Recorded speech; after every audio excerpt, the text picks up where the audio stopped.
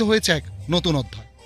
চীনের জিনজিয়াং প্রদেশের কারামাই শহরে অনুষ্ঠিত belt and road China ASEAN speed roller skating city invitational টুর্নামেন্টে প্রথমবারের মতো বাংলাদেশের একক কোনো স্কেটার বগুড়ার নাবিউল ইসলাম পৃথিবী একাই জিতলেন 2টি স্বর্ণপদক।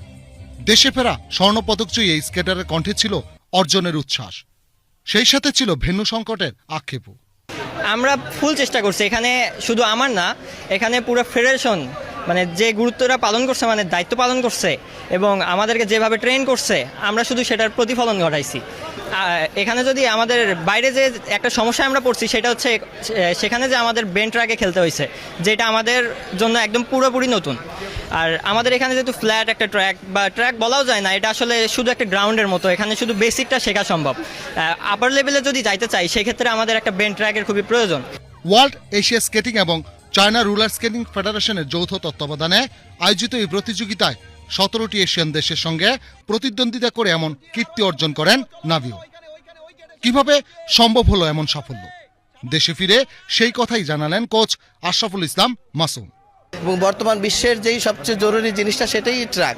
আমরা সেটা পেলে আমরা আমাদের ছেলেদের যথেষ্ট পরিমাণে, আপনি দেখতেই পাচ্ছেন একটা নতুন টিম তারা কিভাবে আজকে সাফল্য অর্জন করে নিয়ে আসছে। যদি আমাদের একটা ট্র্যাক থাকে, আমরা অনেক ভালো কিছু করতে পারবো এবং আমরা বিশ্বের দরবারে মাথা উঁচু করে দাঁড়াতে পারবো। জুনিয়র এ গ্রুপ থেকে অংশ নিয়ে নাভিউন 500 মিটার স্পিড রেস এবং 1000 মিটার স্পিড রেসে সবার আগে ফিনিশ করেন। বাংলাদেশ রুলার স্কেটিং ফেডারেশনের 30 বছরের ইতিহাসে এটি দেশের সর্বোচ্চ অর্জন। একজন বাংলাদেশি কিশোর হিসেবে এশিয়ান রুলার স্কেটিং টুর্নামেন্টে এককভাবে 2টি স্বর্ণপদক জয় এবারই প্রথম। এমন অর্জনে গর্বিত ফেডারেশনের কর্মকর্তারা। সাধারণ সম্পাদক লুৎফর রহমান তুলে ধরেন তাদের ভবিষ্যৎ নিয়ে পরিকল্পনার কথা। সেই সাথে পৃষ্ঠপোষকদের সহযোগিতার আহ্বানও জানান তিনি। মাত্র 2 মাস ট্রেনিং দিয়ে আজকে আমরা এই পদে